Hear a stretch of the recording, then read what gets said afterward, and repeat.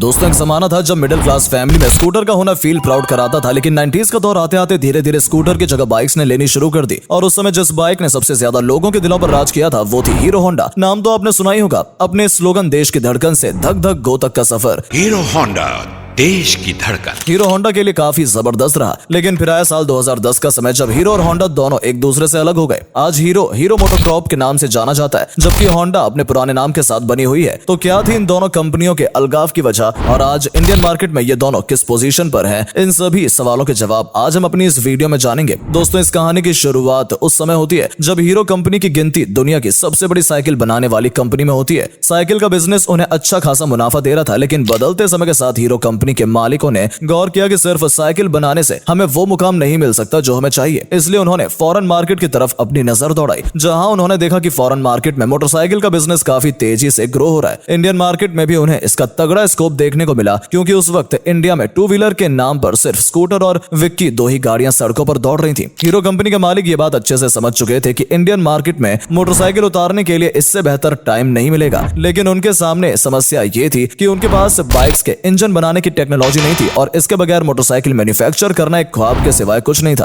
पर हीरो हार मानने वालों में से नहीं थी। उसने अपना दिमाग लगाया और उन्हें रास्ता मिल भी गया, और वो रास्ता था किसी ऐसी फॉरेन कंपनी के साथ कोलैबोरेशन करना जिसके पास बाइक्स मैन्युफैक्चर करने का एक्सपीरियंस और इंजन बनाने की क्षमता हो। और आपको बता दें, इस दौर में कोई भी फॉरेन कंपनी सीधे सीधे इंडिया में इन्वेस्ट नहीं कर सकती थी। लेकिन हाँ, उस समय इंडियन गवर्नमेंट ने इस बात की छूट दी हुई थी कि कोई भी इंडियन कंपनी किसी भी फॉरेन कंपनी के साथ टाई अप करके इंडिया में बिजनेस कर सकती है। और इसी बात का फायदा उठाकर हीरो ग्रुप के मालिकों में से एक ब्रजमोहन लाल मुंजाल ने जापानी कंपनी होंडा के पास में टाई अप करने का अपना प्रपोजल भेजा। वेल आपको बता दें, इस दौर में जापानीज कंपनी होंडा दुनिया की सबसे बड़ी मोटरसाइकिल बनाने वाली कंपनी मानी जाती थी। लेकिन जब हीरो ग्रुप के मालिकों ने होंडा कंपनी में अपना प्रपोजल भेजा तो वो इसे मना नहीं कर पाए, क्योंकि उन्हें पता था कि इंडिया जैसे बिग मार्केट में किसी सोने के अंडे देने वाली मुर्गी से ये मार्केट कम नहीं है। और वो अच्छी तरह से ये जानती थी कि हीरो जैसी बड़ी कंपनी के जरिए ही इंडियन मार्केट में छाया जा सकता है। इसलिए इस प्रपोजल को होंडा ने एक्सेप्ट कर लिया, और इस तरह से साल 1984 में दोनों कंपनी यानी हीरो और होंडा ने टाई अप करने के लिए हाथ मिला लिया। उस समय इनके बीच एक एग्रीमेंट भी हुआ, जिसमें यह तय हुआ कि हीरो बाइक के लिए बॉडी बनाएगा और होंडा उनके लिए इंजन सप्लाई करेगा। इसके साथ ही दोनों कंपनियों ने एक एनओसी भी साइन की, जिसके मुताबिक फ्यूचर में कभी भी वो एक दूसरे के आमने सामने अपना प्रोडक्ट लॉन्च नहीं करेंगे। बस फिर क्या था, अब एक भारतीय और एक जापानी कंपनी एक साथ मिलकर इतिहास रचने को तैयार थी। दोस्तों हीरो होंडा ने पहला प्लांट हरियाणा में लगाया और साल 1985 में अपनी पहली बाइक CD100 मार्केट में लॉन्च की। टू व्हीलर के रूप में आई इनकी मोटरसाइकिल देखते ही देखते पूरे इंडिया में पॉपुलर हो गई, और इनकी कंपनी का नाम भी अब देश के हर व्यक्ति की जुबान पर चढ़ गया। दोस्तों इनकी पॉपुलैरिटी की सबसे बड़ी वजह यह थी कि स्कूटर की तुलना में इनकी बाइक का माइलेज ज्यादा था, साथ ही बाइक की कीमत भी मिडिल क्लास के लिए काफी अफोर्डेबल थी। दोस्तों इन दोनों कंपनियों के बीच मतभेद की शुरुआत उस समय हुई जब इंडियन मार्केट में हीरो होंडा का कारोबार तो अच्छा चल रहा था, लेकिन कंपनी के भीतर की सिचुएशन डगमगा चुकी थी। और डगमगाहट तब शुरू हुई जब दूसरे बड़े देशों में हीरो होंडा के बाइक से सेल करने की बात हुई, क्योंकि अमेरिका और रशिया जैसी डेवलप्ड कंट्रीज में होंडा पहले से ही अपनी बाइक सेल कर रही थी, और वहां उसकी मार्केट खराब ना हो, इसलिए उसने हीरो होंडा की बाइक्स को इन देशों में अपनी बाइक सेल करने के लिए परमिशन देने से साफ इनकार कर दिया। एक्चुअली होंडा चाहती थी कि हीरो होंडा इंडिया के अलावा सिर्फ नेपाल, भूटान और बांग्लादेश जैसे पड़ोसी देशों तक ही सीमित रहे, जबकि वहीं दूसरी तरफ हीरो कंपनी इंडिया की तरह इंटरनेशनल मार्केट में अपनी बाइक्स के लिए एक खास पोजीशन बनाना चाहती थी। लेकिन होंडा बीच में रुकावट बन रहा था, जिसका रिजल्ट ये हुआ कि दोनों कंपनीज के रिलेशन खराब होने लगे। हालांकि एग्रीमेंट के मुताबिक अभी तक हीरो कंपनी सिर्फ बाइक की बॉडी ही बनाती थी, इसलिए वो चाहकर भी अलग नहीं हो सकती थी, क्योंकि इंजन के लिए अभी भी वो पूरी तरह से होंडा पर डिपेंड थी। इसलिए हीरो ने यह तय कर लिया कि हीरो होंडा से अब जो प्रॉफिट होगा उसे वो इंजन बनाने में खर्च करेगा। लेकिन हीरो का यह डिसीजन होंडा को नागवार गुजरा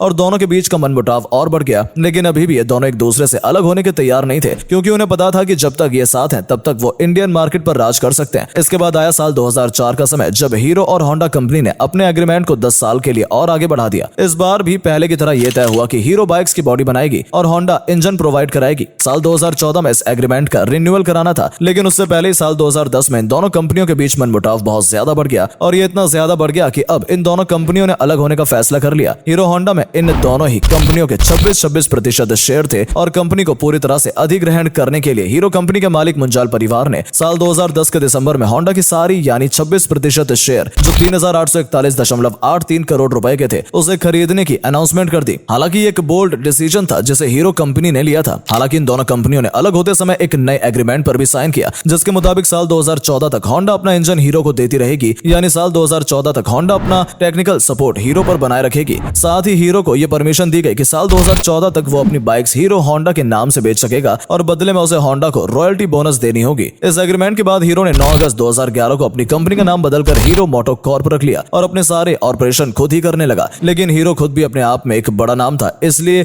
उसने होंडा नाम का सहारा लेना जरूरी नहीं समझा। दोस्तों, इसके अलगाव की दूसरी मेन वजह यह थी कि एक तरफ जहां हीरो ग्रुप चाहता था कि भारत की तरह दूसरे बड़े देशों में भी हीरो होंडा अपनी एक अलग पहचान बनाए, तो वहीं दूसरी तरफ होंडा कंपनी इस परमिशन के बदले हीरो से और ज्यादा रॉयल्टी बोनस की डिमांड कर रही थी। और सिर्फ इतना ही नहीं, उनके कोलैबोरेशन के दौरान जो एनओसी साइन किया गया था उसमें यह साफ दर्ज था कि दोनों कंपनीज एक दूसरे के सामने इंडिया में कभी भी अपनी अपनी बाइक्स लॉन्च नहीं करेंगे। लेकिन होंडा ने उस एग्रीमेंट को नजरअंदाज करके साल 1999 में अपनी एक separate company Honda motorcycle and scooter India private limited के नाम से रजिस्टर्ड करा ली और हीरो होंडा के कंपटीशन में अपनी बाइक्स मार्केट में लॉन्च कर दी, वो भी लगभग उन्हीं दामों में। इसका नतीजा ये हुआ कि हीरो होंडा के कस्टमर्स बढ़ते चले गए और हीरो ग्रुप को नुकसान उठाना पड़ा, जो कि नेचुरली होना ही था। और कुछ सालों बाद होंडा ने एक्टिवा स्कूटी लॉन्च करके स्कूटर सेगमेंट में भी अपने पैर जमा लिए, जबकि हीरो अभी भी हीरो होंडा के प्रॉफिट में अपनी इक्विटी तक ही सीमित था। इसलिए हीरो के लिए ये सारी चीजें उसके सहन के पार हो चुकी थी और उसने होंडा से अलग होने का फैसला कर लिया। दोस्तों, ये सबसे मजे की बात तो ये है कि जब हीरो और होंडा कंपनीज एक दूसरे से अलग हुई तो लोगों को लगने लगा था कि होंडा के सपोर्ट के बिना हीरो कंपनी ज्यादा दिन तक मार्केट में सर्वाइव नहीं कर पाएगी। लेकिन आज जैसा कि आप सभी जानते होंगे,